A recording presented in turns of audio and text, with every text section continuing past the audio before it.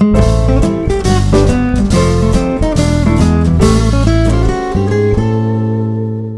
friends, welcome to தெய்வாஸ் Nalabagam. இன்னைக்கு தெய்வாஸ் நலபாகத்தில் egg fried rice restaurant ஸ்டைலில் எப்படி செய்யறதுன்னு பார்க்கலாம்.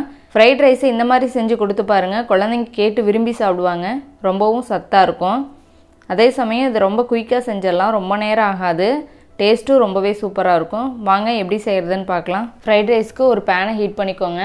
பேன் ஹீட் ஆனதும் இதில் 1 ஸ்பூன் அளவுக்கு ஆயில் சேர்த்துக்கோங்க. ஆயில் சூடானதும் இதில் நம்ம முட்டையை சேர்த்துக்கலாம். நான் ஃப்ரைட் ரைஸ் செய்யறதுக்கு 4 முட்டை எடுத்திருக்கேன். இது எல்லாத்தையும் உள்ளே சேர்த்துடலாம். இப்போ இந்த முட்டைக்கு தேவையான அளவுக்கு உப்பு சேர்த்துக்கோங்க. ஒரு 1/4 டீஸ்பூன் மட்டும் சேர்த்துக்கோங்க. சேர்த்துட்டு இதை 1 நிமிஷம் அப்படியே விட்டுருங்க. உடனே கலந்து விடாதீங்க, அப்போ ரொம்ப பொடியாக ஆயிரும். அப்போ சாப்பிடும்போது நல்லா இருக்காது. இப்போ 1 நிமிஷம் கழித்து கலந்து விட்டிங்கன்னா இந்த மாதிரி பெரிய பெரிய பீஸாக இருக்கும். சாப்பிட்றதுக்கு நல்லா டேஸ்ட்டாக இருக்கும். இதை நல்லா 1 நிமிஷம் நல்லா வதக்கிக்கலாம். முட்டை இந்த அளவுக்கு வறுத்ததுக்கப்புறம் இப்போ நம்ம எடுத்து வச்சிடலாம் ஒரு தனியாக ஒரு பிளேட்டில். எல்லா முட்டையும் எடுத்து உரமா வச்சிடலாம். இப்போ அதே பேனில் 2 டேபிள் ஸ்பூன் ஆயில் சேர்த்துக்கோங்க. இப்போ இதில் பொடியாக கட் பண்ணி வச்சுருக்கிற 1 ஸ்பூன் அளவுக்கு பூண்டு சேர்த்துக்கோங்க. சேர்த்துட்டு எண்ணெயில் நல்லா கலந்து விட்டுருங்க. கலந்ததுக்கப்புறம் இதில் வெங்காயம் சேர்த்துக்கலாம். இதில் ஒரு பெரிய வெங்காயத்தை மெல்லிசாக வெட்டி வச்சுருக்கேன், அதையும் சேர்த்துக்கிறேன். சேர்த்துட்டு இதையும் நல்லா கலந்து விட்டுருங்க. வெங்காயம் நல்லா பொன்னிறம் ஆகணும் அப்படின்லாம் கிடையாது, டிரான்ஸ்பரண்ட்டானா போதும். இப்போ இதில் காய் சேர்த்துக்கலாம். ஒரு 5-6 பீன்ஸை கட் பண்ணி வச்சுருக்கேன், இதையும் உள்ளே சேர்த்துக்கிறேன். ஒரு கேரட்டை வெட்டி வச்சுருக்கேன், அதையும் உள்ளே சேர்த்துக்கிறேன். இது இப்போ இந்த காய்க்கு தேவையான அளவுக்கு உப்பு சேர்த்துக்கோங்க. சேர்த்துட்டு நல்லா கலந்து விட்டுருங்க.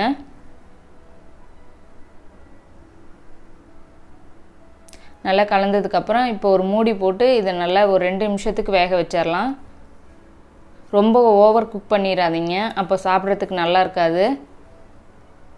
2 நிமிஷம் வந்துச்சுன்னா சரியாக இருக்கும்.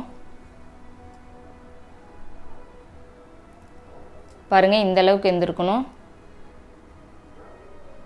இப்போ இது கரெக்டாக இருக்குது. இதில் 1 டேபிள் ஸ்பூன் சோயா சாஸ் சேர்த்துக்கோங்க.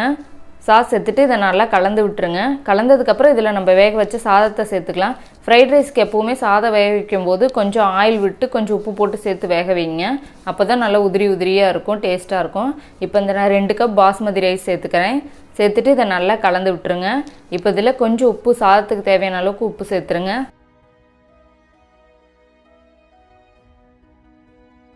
இப்போ இதில் நம்ம முட்டையை சேர்த்துக்கலாம். நம்ம வறுத்து வச்சுருக்கிற முட்டையை உள்ளே சேர்த்துக்கலாம்.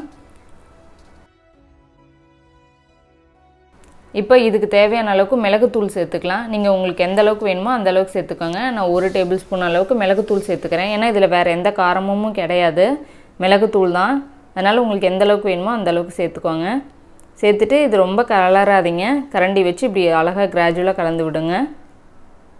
இப்போ கொஞ்சம் மல்லி இலை தூவிக்கலாம். அவ்வளோதாங்க, நம்ம சூப்பரான restaurant style fried rice ready ஆயிடுச்சு.